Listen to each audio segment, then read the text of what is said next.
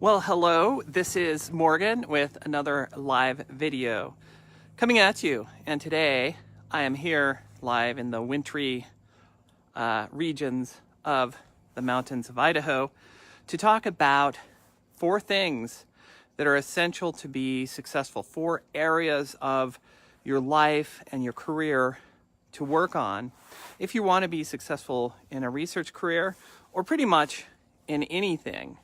So a lot of people that come to me and work with myself and my team of coaches work on grant proposals. That's like the number one thing they want to master and overcome in order to feel like things are humming along and being more successful.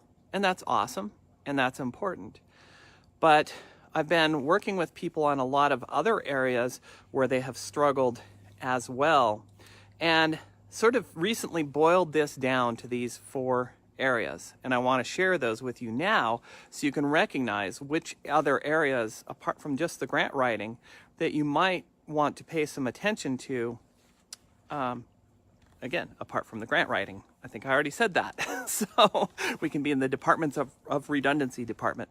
Anyway, before I launch into that, if you're just joining us, you can always go to grantwebinar.com if you would like some more in-depth free training on your grant proposals themselves. So that's pretty awesome. But again, coming back to the 4 other areas that I want to talk about today. So they are, let's see if I can remember them. They are the self, working on yourself, working on your skills, working on your strategies, and working on your systems. So it's the 4 S's: the self, the skills, the strategies, and the systems. So let's go into what each of those things are, starting with the self. So one of the things that's so important is that if we're going to go into, or we're already in, but want to maximize our results in an intensive career like a research career, well, we have to be the best tool for the job. And often we aren't. Often we lack certain attributes that are really helpful. Those attributes, for example, are things like confidence. They are perseverance. They are discipline. Having the right habits. So, for example, if you're going to write proposals, having the habit of carving out time for your writing on a regular basis. That's an example. Having the right beliefs.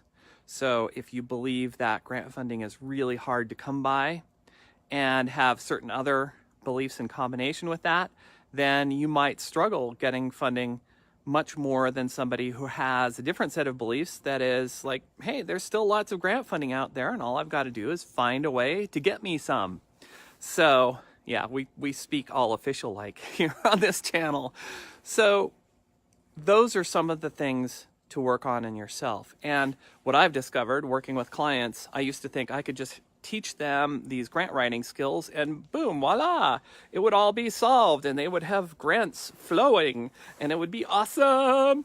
But that often wasn't the case. People would still struggle even if I showed them exactly the techniques and strategies I had used to bring in millions and millions in funding. It was just sometimes not enough. And so that's why I started diving into these deeper levels, and they happen to be levels that I was working on myself. So this self stuff is really important. Then, of course, there are your skills. So your skills are areas like your ability to write persuasively, to know how to convey in writing a powerful and clear story. So when I teach grant writing, often that goes in big part, the skill of grant writing goes under that skills category. So there are a lot of other skills. There's leadership. There are skills of management. There are skills of managing the cash flow of your research endeavor. So a lot of different skills go into being successful at your research career.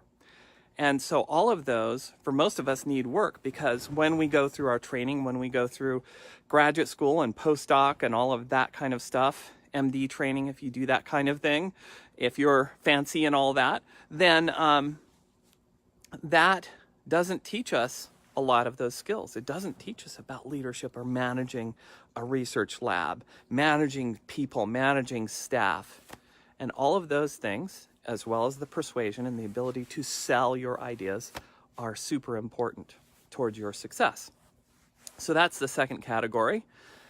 Before we move on to the third category, remember, you can always head over if you want more in-depth training on the skills of grant writing for free. Go to grantwebinar.com and get yourself signed up there for that free on-demand training, and it will be awesomeness for you.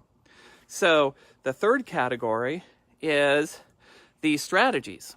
So strategies are different than skills in the sense that it is how you apply the skills and when you apply the skills. So we can take grant writing as an example. So it is critical, if you want grants, to have good skills at the grant writing thing, but it's also critical that you know how and when to apply those skills, which grant proposals to apply them to, which study sections to direct your work to if you're going to the NIH or which other institutions. What is the timing and how is that timing played out relative to the research that you're doing? All of that kind of stuff is about strategies.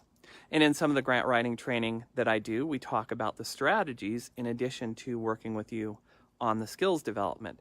So it's kind of cool. You got 2 for 1 in that sense. So yay, here's for 2 for 1. So strategies are all about the application of the skills and the timing and the context and so on. And it's important to have good strategies if you want success in these areas. So strategies, that's the third category. The final category is systems. You need good systems in place if you want to support all of the above and really bring about success for yourself, whatever you define success as. Sometimes people give pushback and they're like, well, who are you to define success for me as, having this big mega lab with zillions of grant funding? And I'm not here to define what success means for you. It's for you to define what success is. But whatever that is, it probably means moving forward and experiencing more awesomeness than you're currently experiencing, because we all need to expand, we all need to grow, we all want more of something in our lives and sometimes less of other stuff in our lives, right? So that's pretty cool. So systems to support that. So one of the things is having an environment around you that is supportive of the kind of success that you want to have. Having colleagues, having a team that is a support system, having the tools, having the instruments, and all of that kind of stuff, having the administrators who maybe help with the administrative parts of grant proposals. All of those things are systems. And a lot of us sort of take that for granted and don't really think about how can we enhance those systems to support us better. But one of the things that I do and my coaches do for people is we have certain support programs, and that is a support system where people come on phone calls regularly and sometimes come to retreats to get further support on the other aspects that we've talked about. And that is a support system. Having a friend that you can talk to when you're frustrated and who can lift your mood, that is very simple but important support system. So we all need systems as well to be successful. And when we put all of these things in place and get them all lined up and working, we can have an awesome career that is to our liking and that flows in the way that we want. And we don't have to have as much of the overwhelm, the frustration, and the stress of a research career that most people end up having. But it really takes getting those 4 S's in alignment to have that awesomeness in our lives. So I'm going to wrap up with that, just with that thought that you need the self, skills, strategies, and systems in order to have an awesome science career. And once you do that, and this is true for anything, not just in science careers, once you do that, you are on the path to awesomeness once you get all those lined up. And if you want more in-depth grant training, go to grantwebinar.com. So anyway, thank you for tuning in today and for watching, and I will see you next time. Let me know if you have questions or feedback or anything like that, and I'll be happy to answer questions that you have in the future about research careers and grants and stuff like that. All right, this is Morgan signing off from the snowy mountains of Idaho. I hope you have an awesome and warm weather day wherever you are.